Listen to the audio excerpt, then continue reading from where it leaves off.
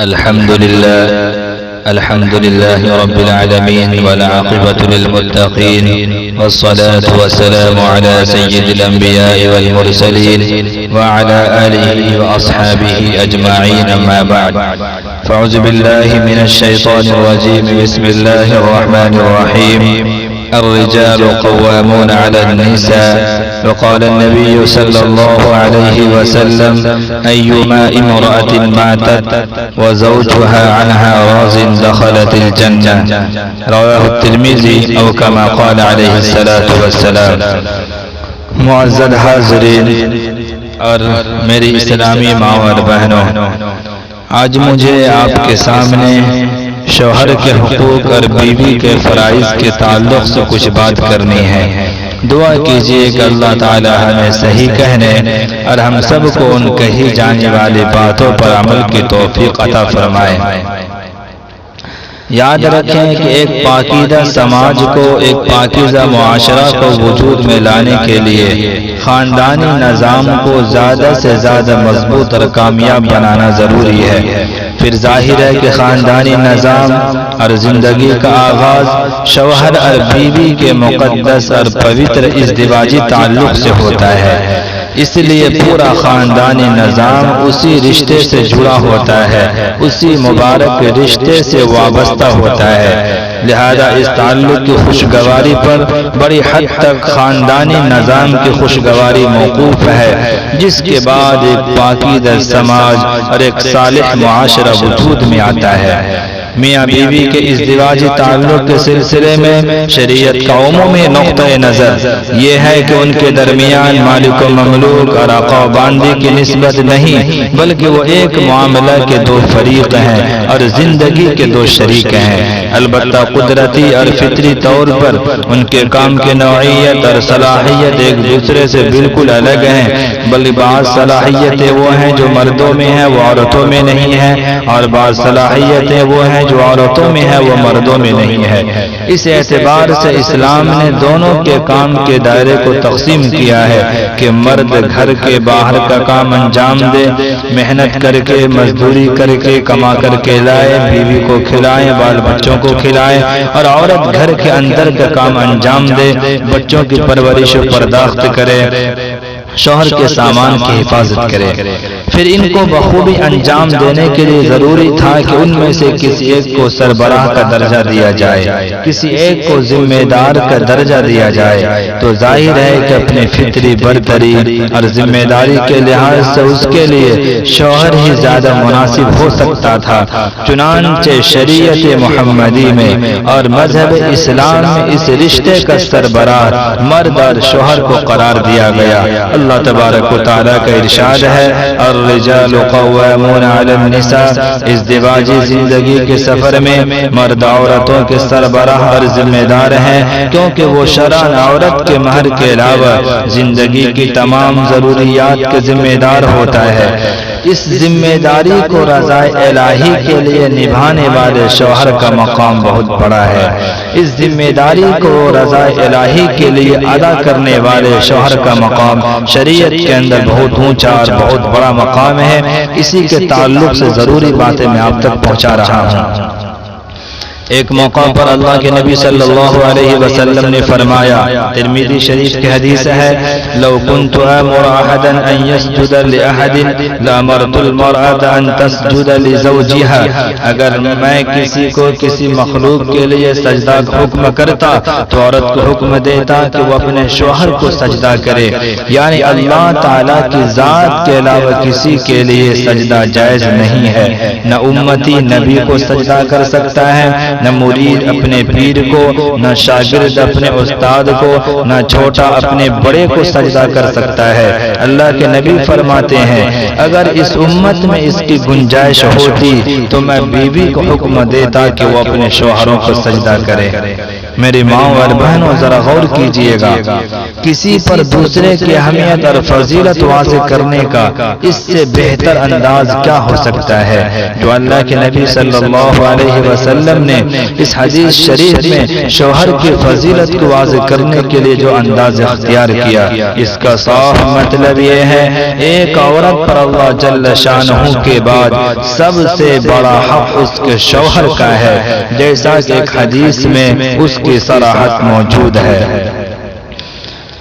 فرمایا اللہ کے نبی نے اعظم الناس حقا علی المرأة زوجها واعظم الناس حقا علی الرجل امه، یعنی عورت پر سب سے بڑا حق اس کے شوہر کا ہے، جبکہ مرد پر سب سے بڑا حق اس کی ماں کا ہے۔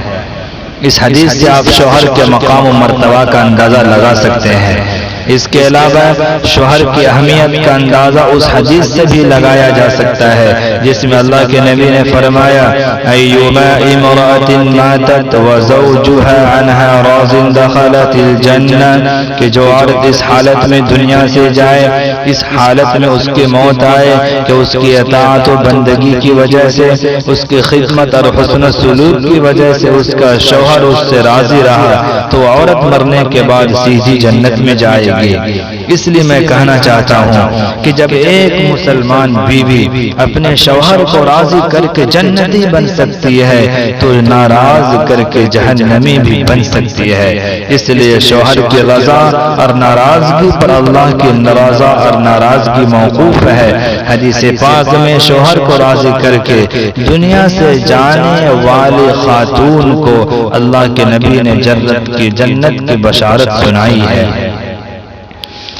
ایک نیک عورت کے لیے ہر جائز کام میں شوہر کی اطاعت و فرما برداری ضروری ہے۔ قرآن کریم میں اس طرف اشارہ کرتے ہوئے اللہ کا ارشاد موجود ہے فالصالحات قانتات، نیک عورتیں وہ ہیں جو فرما بردار ہوتی ہیں۔ حدیث پاک میں ایسی عورت کے لیے بڑی فضیلت آئی ہے، حتیٰ کہ ایک حدیث میں موجود ہے کہ جو عورت اپنے شوہر کی تابعداری اور فرما برداری کی ہو یا اپنے شوہر کا فرما بردار ہو، اس کے لیے پرندے ہوا میں، مچھلیاں دریا میں، فرشتے آسمانوں میں اور درندے جنگلوں میں دعائے استغفار کرتے ہیں۔ معارف الحدیث جلد نمبر 2 صفحہ نمبر 99 پر یہ حدیث موجود ہے۔ حضرت شیخ الاسلام مفتی تقی عثمانی صاحب فرماتے ہیں کہ شوہر کی اطاعت اللہ کی نفلی عبادت پر مقدم ہے۔ شوہر کی اطاعت و فرما برداری اللہ کی نفلی عبادت پر مقدم ہے۔ اس جملہ کو یاد رکھیے گا۔ اس کی تائید حدیث شریف میں موجود ہے۔ اس سلسلے میں ایک واقعہ ہے، میں آپ کو سناتا ہوں، جس میں آپ صلی اللہ علیہ وسلم نے بیوی کو شوہر کی اجازت کے بغیر نفلی عبادت سے منع فرمایا۔ منقول ہے کہ حضرت صفوان بن معطل رضی اللہ تعالیٰ عنہ کی بیوی ایک مرتبہ خدمت نبوی میں حاضر ہو کر اپنے شوہر کی شکایت کرنے لگی کہ حضور، میرے شوہر مجھے نماز پڑھنے پر مارتے ہیں، روزہ رکھتی ہوں تو افطار کرا دیتے ہیں اور خود نماز فجر وہ دیر سے پڑھتے ہیں۔ اتفاق سے حضرت صفوان بن معطل رضی اللہ تعالی عنہ مجلس نبوی میں اس وقت موجود تھے۔ حضور صلی اللہ علیہ وسلم نے ان سے حقیقت حال دریافت کی تو انہوں نے کہا کہ حضور، بات دراصل یہ ہے کہ جب میری بیوی نماز شروع کرتی ہے تو بڑی بڑی صورتیں نماز میں دیر تک پڑھتی رہتی ہے، میرے منع کرنے کے باوجود وہ اس سے باز نہیں آتی۔ آپ صلی اللہ علیہ وسلم نے ان کی بیوی سے فرمایا، ایک چھوٹی سی سورت جو اس کے برابر کوئی آیت پڑھنے سے بھی نماز ہو جاتی ہے۔ حضرت صفوان نے کہا، روزہ کا بھی یہ حال ہے کہ جب روزہ رکھتی ہے تو مسلسل رکھتی چلی جاتی ہے، رات میں نماز، دن میں روزے۔ اب میں جوان آدمی ہوں، اپنے نفس پر قابو نہیں رکھ پاتا، اس لیے روزہ افطار کرا دیتا ہوں۔ اس حدیث کو سامنے رکھ کر ذرا غور کیجئے، کیا معلوم ہوتا ہے؟ معلوم ہوا کہ ایک عورت کو جو ثواب نفلی عبادت پر مل سکتا ہے، وہی ثواب شوہر کی اطاعت و فرما برداری پر بھی ملے گا، کیونکہ شوہر کی اطاعت واجب ہے، پھر عبادت کا مقصد اللہ کی رضا ہے، تو عورت کے لیے شوہر کو راضی کیے بغیر اللہ کو راضی کرنا بہت مشکل ہے۔ لہذا جب شوہر کی اطاعت کر کے شوہر کو راضی کر لیا تو اس سے خود بخود اللہ جل شانہ کی رضا نصیب ہو جائے گی۔ کتنا بڑا مقام ہے شوہر کی اطاعت کا۔ اس کے برخلاف دوسرے طرف آئیے، وہ عورتیں جو اپنے شوہر کی اطاعت و فرما برداری کے بجائے مخالفت اور نافرمانی کا رویہ اختیار کریں، اس کے لیے حدیث پاک میں سخت وعید بھی آئی ہے۔ ایک حدیث میں ہے، حضرت جابر رضی اللہ تعالیٰ عنہ سے مروی ہے، اللہ کے نبی نے فرمایا ثلاثۃ لا تقبل لهم صلاۃ ولا تسعد لهم حسنۃ، کہ تین قسم کے ایسے لوگ ہیں کہ نہ ان کی نماز قبول ہوتی ہے نہ ان کی نیکی آسمانوں پر چڑھتی ہے۔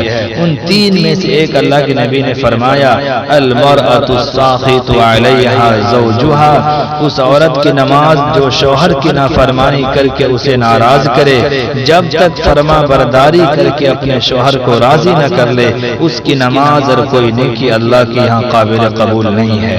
کتنی سخت وعید ہے۔ ایک روایت میں ہے، حضرت طلق بن علی رضی اللہ تعالیٰ عنہ فرماتے ہیں کہ اللہ کے نبی نے فرمایا اذا دعا الرجل زوجته لحاجته فلتأتی به وان كانت على التنور، ترمذی شریف کی حدیث ہے، جب کوئی مرد اپنی بیوی کو اپنی ضرورت کے لیے بلائے تو اس کو چاہیے کہ فوراً اس کے پاس چلی جائے، خواہ وہ چولہے پر اس وقت کیوں نہ بیٹھی ہو۔ ایک حدیث اور سنیے، اللہ کے نبی نے فرمایا اذا دعا الرجل امرأته الى فراشی فابت فبات غضبانا لعنتها الملائکۃ حتى تصبح، متفق علیہ۔ یہ حدیث بخاری شریف میں بھی ہے اور یہ حدیث مسلم شریف میں بھی موجود ہے۔ اللہ کے نبی نے فرمایا جب کوئی مرد اپنی بیوی کو اپنے بستر پر بلائے اور وہ عورت بغیر کسی طبعی اور شرعی عذر کے، بغیر کسی بیماری کا انکار کرے یا کوئی ایسا طرز عمل اختیار کرے جس سے اس کا شوہر کا منشا پورا نہ ہو، اس سے شوہر کا مقصد پورا نہ ہو، تو اس کی وجہ سے شوہر اگر ناراض ہو جائے تو ایسی عورت پر ساری رات فرشتے صبح تک لعنت بھیجتے رہتے ہیں، کیونکہ شوہر کی اطاعت واجب تھی، اس لیے مخالفت پر اتنی سخت وعید حدیث کے اندر آئی ہے۔ الغرض شوہر کا بنیادی حق عورت کے ذمہ جائز کاموں میں شوہر کی اطاعت و فرما برداری ہے۔ اس کے بعد ایک بڑا حق یہ ہے کہ عورت کی اپنی ذات اس کے شوہر کی امانت ہے۔ عورت پر اپنی عزت و آبرو اور اپنے شوہر کے مال کی حفاظت کرنا فرض ہے۔ قرآن کریم میں اس طرف اشارہ کرتے ہوئے فرمایا حافظات للغیب بما حفظ اللہ، یعنی نیک عورتوں کی ایک پہچان یہ بھی ہے وہ شوہروں کی غیر موجودگی میں بھی اپنی عزت و آبرو اور ہر ایک امانت کی حفاظت کا پورا لحاظ کرتی ہے، بلکہ جو چیزیں عزت و آبرو کو کسی بھی درجہ میں داغدار بنا سکتی ہے ان سے بھی وہ دور رہتی ہے۔ ایسی عورت جو اپنی عزت و آبرو اور اپنے شوہر کے مال میں خیانت نہ کرے ایک بہت بڑی خوبی ہے۔ یقیناً ایسی عورت ہر شوہر کی ضرورت ہی نہیں بلکہ اس سے آگے بڑھ کر میں کہتا ہوں اس کی راحت اور ایمان کی حفاظت کا بہت ہی اہم سرمایہ ہوتی ہے۔ اس کے برخلاف جو عورتیں اپنی عصمت، اپنی عزت اور شوہر کی مال کی حفاظت نہیں کر سکتی وہ اللہ تبارک و تعالیٰ کے غیظ و غضب کا شکار ہو جاتی ہے۔ پھر حقیقت یہ بھی ہے کہ جو عورت اپنی عزت و آبرو کی حفاظت نہیں کر سکتی وہ شوہر کے مال اور گھر کی کیا حفاظت کر سکتی ہے۔ اسی لیے کہتے ہیں نا کہ جس سے آنچل بھی نہیں سر کا سنبھالا جاتا، جس سے آنچل بھی نہیں سر کا سنبھالا جاتا اس سے کیا خاک تیرے گھر کی حفاظت ہوگی۔ میری ماں اور بہنوں، خلاصہ کلام یہ ہے کہ عورتیں نہایت خوش دلی کے ساتھ اپنے شوہروں کی اطاعت کریں، ان کے مزاج کے مطابق خوشی خوشی ان کی خدمت کریں، پھر شرعی پردہ کے ذریعے اپنے عزت و ناموس کی حفاظت کریں، اللہ اور اس کے رسول صلی اللہ علیہ وسلم کے بعد اپنے شوہروں کو سب سے بڑا محسن سمجھیں اور شکر گزار بنیں۔ یقیناً ان طریقوں پر اگر ہماری مائیں اور بہنیں عمل کریں تو ان طریقوں کو اپنا نہ کر کے ہر عورت اپنے شوہر کا دل مٹھی میں لے سکتی ہے۔ بس دعا ہے آخر میں کہ اللہ تبارک و تعالی ہم تمام لوگوں کو یہ حقائق سمجھا دے اور تمام ماں اور بہنوں کو اپنے شوہروں کے فرما بردار بنائیں۔ وآخر دعوانا ان الحمد للہ رب العالمین۔